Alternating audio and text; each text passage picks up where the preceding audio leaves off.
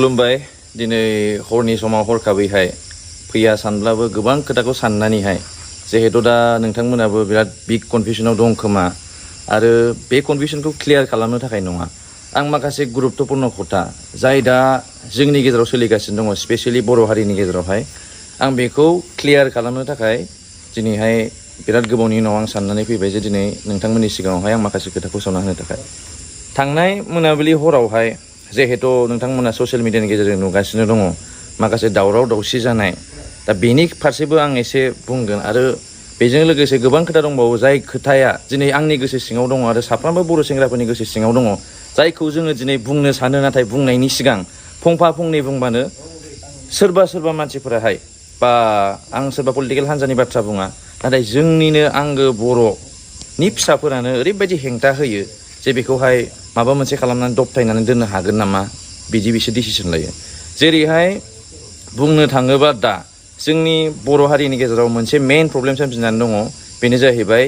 एक्स NDB फोरनि जाय दासिमबो जेलाव दङ लाइफ टाइम इमप्रिजनमेन्टनि थाखाय दङ आरो बेजों लोगोसे रिहेबिलिटेसन जाय मार्टियार्स NDB फोर दङ बिसोरनि रिहेबिलिटेसनखौ माखासे फेमिलिफोरा मोनजोबाखै सोरनाबा पुलिस भेरिफिकेसन जायाखै आरो सोरनाबा प्रपार डकुमेन्टस गैया बेनि थाखाय गोबां मिसआव जालांनानै दङ दा बेफोर गासिबो खोथाखौ लाजोबनानैहाय थांनाय मास मोनसे आरो मोननैनि गेजेरनिफ्रायनो जोङो लोगो नांलायनानैहाय एसे सावरायनानै जोङो मोनसे बुस्थु खालामनो नागिरदोंमोन जे जोंनि BDC आवहाय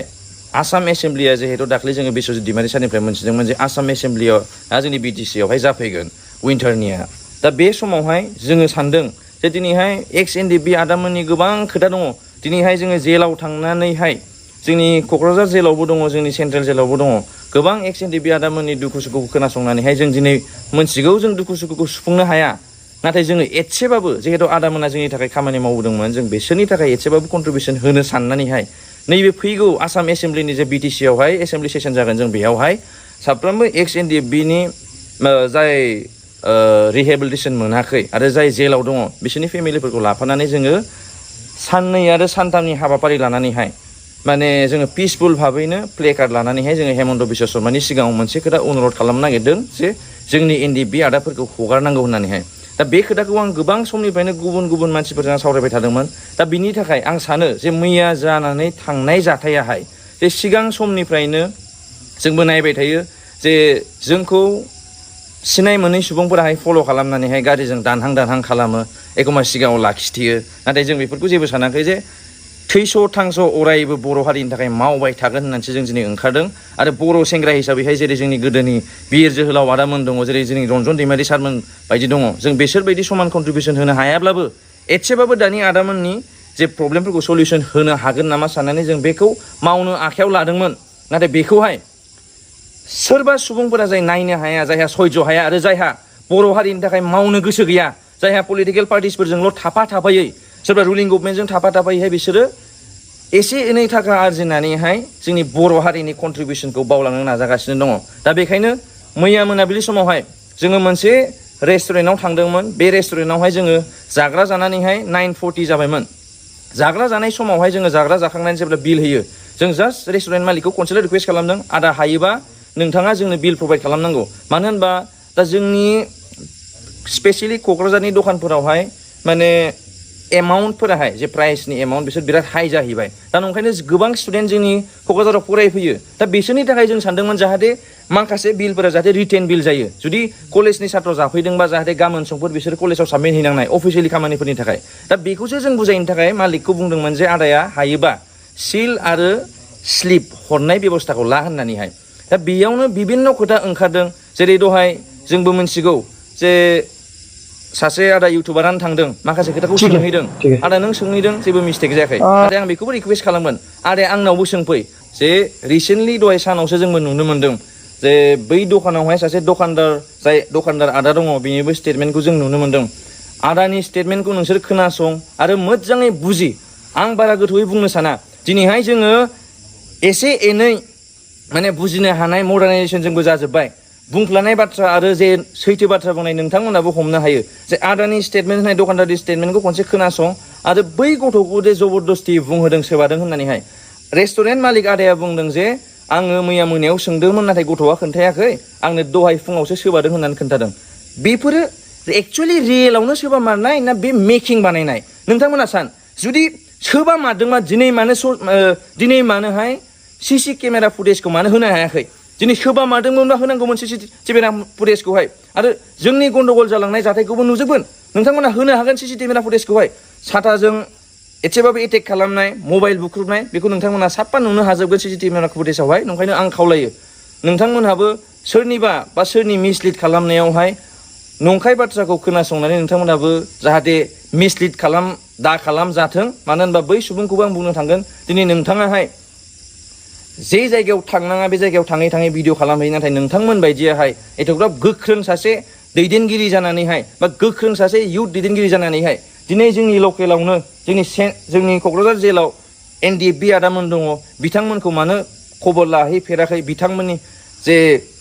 सुखु दुखु मानो फंसेबो खबर लाहैफेराखै आरो बै दुखिया गामिफोरावहाय आं बेखौनो बुंगोन आदा नोंखौबो आं खावलायगोन सुजित नार्जारिनि गामिनि जानानै आं खावलायगोन आदायाबो सुजित नार्जारिनि गामियाव खनसे फै आरो बेखौबो भिडिअ खालामबाय जे दिनै जोंनि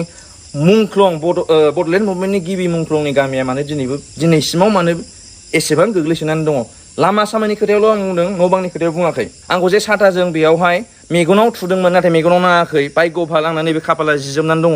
आंना आथिङा लोरिनानै दङ आंखौ बिसोरो सुथारनो होननानैहाय होसो आंखौ होसोदोंमोन नाथाय बिसोरो मोदोम गोनां हिसाबैहाय आंखौ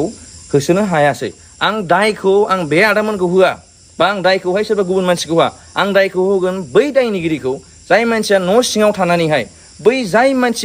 जाय मानसिया बेफोरनि सोमोन्दै जेबो साननायबो गैयामोन बेफोरनि खामानि मावनो थाखाय जेबो डिसिसनबो लाफेराखैमोन बिसोर खामानिखौ मेवथु थां बै उमुगमोनखौहाय जाय बर' हारिनि थाखाय खोथा बुङो एसे एनैबाबो जाय NDFBनि थाखाय खोथा बुङो आरो एबारनि BDCआव जानो गोनां आसाम एसेम्ब्लियावहाय जाय धरना होनो नागिरदों बिथांमोनखौ सिगि सह' खालामनानै गादबनानै दोनहै बे वेयाव लांनानैहाय मैयाहाय जेब्ला जोङो बिल होखांजोबो बे समावहाय साब्रै साबा आदामोन दंमोन गासिबो थांजोबदों नाथाय सानै आदाया फैनानै मा भुल बुजिनानैहाय जोंजों ओरैबायदि माने बुंनाङै बाथ्राफोरखौ बुंबाय नोंथांमोना जुदि माखासे खोथाखौ मोनथिजोबथारनो लुगैदोंबा जे बिसोर बुंनाय आं एथ'ग्राब गोथौयै बुंनो साना आरो मानि थाखाय बुंनो साना होनबा जोंनि बर' हारिनि गेजेरावहाय जों जास्ट ससियेल मिडियायावल' बुंलायनानै बिराद गुलाय गुजाय जाबाय जोंनि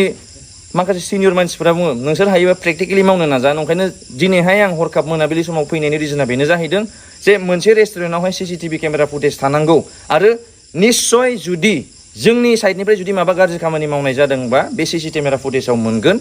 नोंथांमोना बेखौ बिहैनो हागोन आरो बेजों लोगोसे मोनसे खोथाबाव जों दिनै गोजोननाय मोनदों सिनियर आदामोना जों उल्था फाल्था खामानि मावफ्लांदोंमोनब्लाबो गावसोर गनायनानै लादों नाथाय जोंबो बिसोरनि गनायनायखौ जोंबो गनायफादों मानो होनबा सिनियर जायो बिसोर जोंनि गाबोन सोरबा आंनि आदायाबो खालामफ्लांनो हागौ सोरबा आंनि गाबोन आदैयाबो खालामफ्लांनो हागौ दा ओंखायनो बर'जों बर' नांलाय खमलाय खालामा होननानै जों बुजिलायदों आरो नोंथांमोना मोनसे खोथाखौ सान दिनैहाय आंनि मबाइलखौ बुख्रुबदोंमोन बिथांमोना मबाइलखौबो होफिनबाय खतिपुरन हिसाबैहाय बायनानै होफिनबाय बिनि थाखाय जोबोद धन्यबादसो जासिहरगोन आङो आरो जाय आंनि लोगोनि गारिखौबो खुबख्रुबनाय जादोंमोन बिनि जे माने खरसा होगोन बेखौबो बिथांमोना हरबाय दा नंखायनो आं सानदों जे आदामोनाहाय बेखौ गावसोर गोसो जानानै खालामाखै सोरनिबा थुन सावनायावहाय सोरनिबा थिननायावहायसो बिसोरो बे खामानिखौ मावफ्लांदों दा नंखायनो रायजो राजा नोंथांमोन आं खावलायनो सानो दिनैहाय बेफोरबायदि जे जालांनाय जाथाय बेफोरखौ नुनानैहाय जोंनि फैगौ इयुननि जाय जोंनि जुनियर्सफोर दङ जाय जोंनि फंबाय बिनानावफोर दङ बिसोरखौ गिखांनायखौ आं नुहुरदों नाथाय आं बुंगोन फै फंबायमोन जारौमोन आरो आदामोन दिनैहाय जों गावनि बेक्तिगत सार्थनि थाखाय जों जेबो खामानि मावाखै सेंग्रा बैसोआवहाय जे जोंनि बिमा बिफाया कन्ट्रिबिउसन होबोदों बर' बिमानि थाखाय कन्ट्रिबिउसन होबोदों बेबायदिनो जोंबो कलेज लाइफ फरायनाय समावहाय सात्र जीबन समावहाय जोंबो एसे कन्ट्रिबिउसन होलांनो जाहाथे जोंनि बर' समाजाहाय आरो जोंनि बर' हारिया जाहाथे जौगालाङो जोंनि बड'फानि सिमां जे सानसे समाव बड'लेण्ड सोमजिनाय बे जाहाथे सानसेबाबो मोगथां जायो बेनि थाखाय जोङो ज' जालायनानै मावनांगोन आरो बेजों लोगोसे आङो मोननैसो खोथा खावलायनो सानदों दिनैहाय बेयो जाय थिननायाव मावदों बेखौ आं जेबो बुंनो थांला नाथाय आङो जोंनि बर' समाजनि दा कारेन्टलि मोनथाम मोनब्रै मेजर प्रब्लेम्सफोर जानानै दङ आं बेखौ नोंथांमोननि सिगाङाव बेखौ फोसावहरनो सानदों जे मेन प्रब्लेमानो जाहैबाय दिनैनि दिनावहाय मानो जोंनि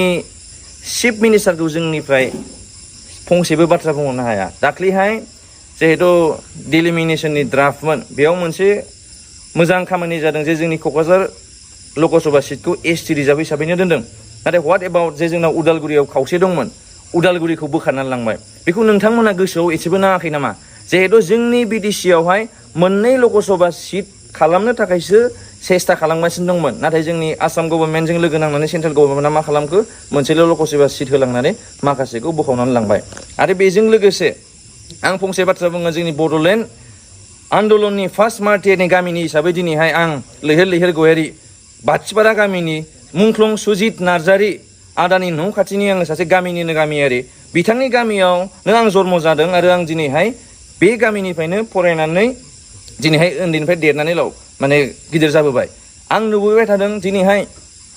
बिराद गोबाव सम जाबाय सुजित नार्जारि आदाया मुंख्लं जालांनायाहाय नाथाय दिनैसिमावबो सुजित नार्जारि आदानि थाखाय जोंनि गामियाव बा बिडिसिनि माहायबा मोनसे खनायावहाय आङो नुनो मोनाखै मोनसे पारफेक्टलि बानायनाय टम मोनसे बा मुर्ति बानायनाय मोनसे टम जों नुफेराखै प्रत्येक बार जेब्ला जोंनि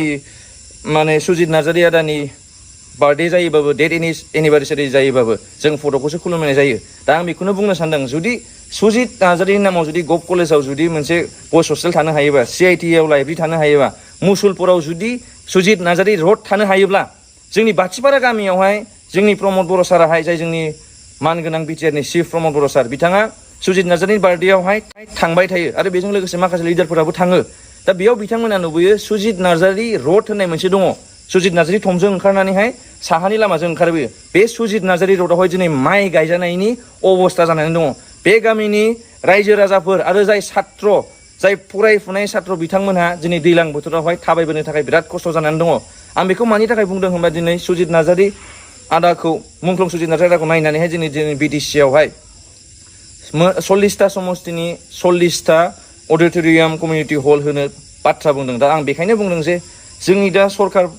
कारेन्ट सरकारफोराहाय जाहाथे बेफोर बुस्थुखौबो एसे नाहरो आं बेखौनो खावलायगोन आरो बेजों लोगोसे स्टुडेन्टफोरनि प्रब्लेमावहाय आं बार बार बुंबाय थागोन दाखालि आं इउनिभार्सिटिनियावबो बुंनाय जादों नलेज फेस्टिभेलनियावबो जे जोंनि नलेज फेस्टिभेलावहाय खौथि थाखा बाहायनानै नलेज फेस्टिभेलखौ खुंदोंमोन नाथाय दिनैसिमावबो आं बै समाव बुंदोंमोन जे मानो मोनसे 10-20 लाखनि प्रपार स्ट्रिट लाइट बानायनानै होनो हाया दिनैहाय दासिमावबो जों नुनो मोनगोन नोंथांमोना 6:30 जाबानो फैयो इउनिभार्सिटि गेटआवहाय दिनै न' स्ट्रिट लाइट ओरैबायदि खोमसि जायो खोमसि जानाय लोगो लोगोनो बेयावहाय गोबां जाथाय जालांगासिनो दङ बेखौ जोंनि जाय समाज फोसाबगिरि बिथांमोना नायदोंना नायाखै स्पेसियेलि हिन्जावफोरनि हस्टेलफोरावहाय खोमसि लाइटनि थाखाय स्ट्रिट लाइट गैयिनि थाखाय जिहेथु आनलफुल एक्टिभिटिस जाय एसे मेन्टेलि स्टेबल नङै जाय सेंग्राफोर बिसोरो गार्लस हस्टेल खाथियाव थांनानै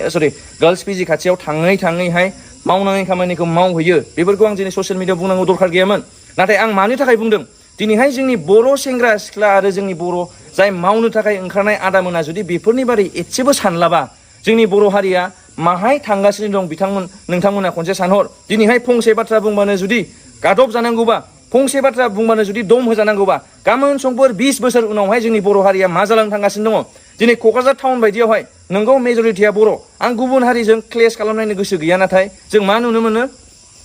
बै गामि सिंनि बा गामि खाथिनि जाय रायजो राजाया फैनानैहाय जुदि माबा मोनसे पेन्ट लंपेन्ट गस्ला बायफैयोबाबो दिनैहाय सोरबा दखानदार गुबुन हारिनि दखानदारजोंहाय लासिंसिं खालामहरजायो जे नोंसोरो बेखौ लानोबा लायाबा थां बेफोरो मानि थाखाय जानांगासिनो दङ बे बिडिसिया जोंनिसो बे बिटिआरआ जोंनिसो बर' हारिनि थाखाय दिनैहाय रन्जन दैमारि सारमोन बायदि आरो गोबां बिएलटि आदामोन आरो NDFBनि आदामोन आरो सिगांनिफ्रायनो जाय जांख्रिखांबोबाय थानाय आदामोन बिथांमोननि सेक्रिफाइसआ दिनै माहाय थांगासिनो दङ आलादा रायजो सोमजिनायनि थाखाय जाहाथे बड'लेण्डआ मोनसे गोग्गो रायजो बर' हारिया जौगानो हानाय रायजो जाथों होननानै गोदोनिफ्रायनो सोमावसारबोगासिनो दङ दिनै 3 सुक्ति जालांबाय नाथाय बिनि उनावबो जोंनि बर' हारिया मानो गादब जागासिनो दङ दिनै बे खोथाखौ बुङोबा लासिंसिंसो गुवाहाटियाव जाय फरायनाय छात्रफोर दङ दिनैसिमबो बर' छात्र होननानै बिथांमोना गादब जायो नाथाय दिनै बुंनो साहस हाया दिनै बुंनो लाजियो आं मिथिगौ गोबां छात्रफोर दङ आंनि आब' आदामोन जाय गुवाहाटियाव फरायनाय बिसोरो बिराद हेरेसमेन्ट मोनो नाथाय गोदोहाय जेरै जोंनि आबौ आयंमोना बुंदोंमोन गुवाहाटियाव फरायोबा जोङो माने अनला ओंख्रि जोंनो होयोमोनबा केक लांनानै होयोमोनबा बेयावहाय बिजि सोनानै हरफायोमोन बेयावहाय बथल दैख्रेबनानै हरफायोमोन जों जानोनो हायामोन माखासे जोंनि गोबां प्रफेसर दङ सारमोनहाबो जोंनो खोन्थानानै होयोमोन जे जोङो हस्टेल थानाय समाव जोंखौ बिदि नासयोमोन गादबोमोन नाथाय बे नासयनाय गादबनायाहाय दिनै जोंनि बर' हारिनि गेजेरावसो सोमजिलायगासिनो दङ जोङो बर' बिदा फंबाय गावजों गावसो दिनै बे खामानिखौ मावलायगासिनो दङ गोदो जेरै आलादा गुबुन हारिजों जायोमोन दिनै गावनि बिदा फंबायजों जायो ओंखायनो आं खावलायगोन आदामोन नोंसोरखौबो नोंथांमोनखौबो हायोबा नोंथांमोनहाबो बर' हारिनि थाखाय एसेबाबो सेक्रिफाइस खालामफ्रा जेरै जोंनि आदामोना खालामगासिनो दङ रन्जन दैमारि सारमोन NDFB BLT आदामोना खालामदों बेबायदिनो फै जोंबो ज' ज' लोगो नांनानैहाय खनसेबाव जाहाथे जोंनि बर' हारिखौ फोसाबनायाव जों मदद होलायो आरो गोबां समनिफ्रायनो जों बुंबाय थानो सानदोंमोन गोबां ड्राग्सनि साप्लाइ जोंनि क'क्राझाराव जागासिनो दङ जों नुनो मोनो फिसा फिसा क्वान्टिटियाव जोंनि ड्राग्सखौ हमोबो नाथाय जोंनि BTC-आवहाय मानो हाइ क्वान्टिटि ड्राग्सखौ मानो हमा नलबारि बायदि जायगायावहाय जुदि एथ'ग्राब हाइ क्वान्टिटि ड्राग्सखौ हमनो हायोबा गुबुन गुबुन दाब दाब जायगायाव बङाइगावआव जुदि हाइ क्वान्टिटि ड्राग्सखौ हमनो हायोबा जोंनि BTC-आव मानो हाइ क्वान्टिटि ड्राग्सखौ हमनो हाया बा मानि थाखाय हमा आं बेखौ सानगोन जे आंनि एनालाइज खालामनायावहाय जेरै गोदोहाय नर्थ इस्टखौ धंस खालामनो थाखाय जोंनि सेन्ट्रेल इण्डियानिफ्राय ड्राग्स साप्लाइ जाय हरोमोन इन्टारनेसनेल बर्डारफोरनिफ्राय बेखौ मालाबाबो हमफेराखै नर्थ इस्टनि मानसि ट्राइबेल मानसिया धंस जाजोबनांगौ होननानैहाय ड्राग्स जाहो जाहो फाग्ला खालामजोबदों जोंनि जिनखौ गाज्रि खालामदों बेबायदिनो दिनै जोंनि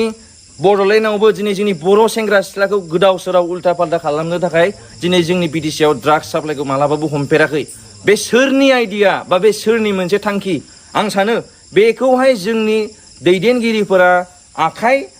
हमनानैहाय गावजों गाव आखाइ हमलायनानैहाय नारा नाथा जालायलायालासिनो दिनै जोंनि बर' हारिखौ जौगानायनि थाखाय खामानि मावलांनांगौ दा बेखिनिखौ बुंनानै आं फोजोबनो सानबाय जोबनायाव एट लास्ट बाट नट दा लिस्ट बाथ्राया बेनो जे जोङो दिनैहाय माबा मोनसे बाथ्रा बुंनो थाङोबा गोबां खोनासंनांगौबो जायो धमकि होजानांगौबो जायो नाथाय जों बेफोरखौ नेवसिनानै जेब्ला जोङो गावनि सार्थखौ दसे दोनथ'नानै हारिनि थाखाय मावलांगोन आं सानो बर' हारिया सानसे समावबो जौगाहैगोन आरो आं खावलायो जाहाथे बयबो नोंथांमोनहाबो ज' ज'यैनो बे खामानिखौ मावलायगोन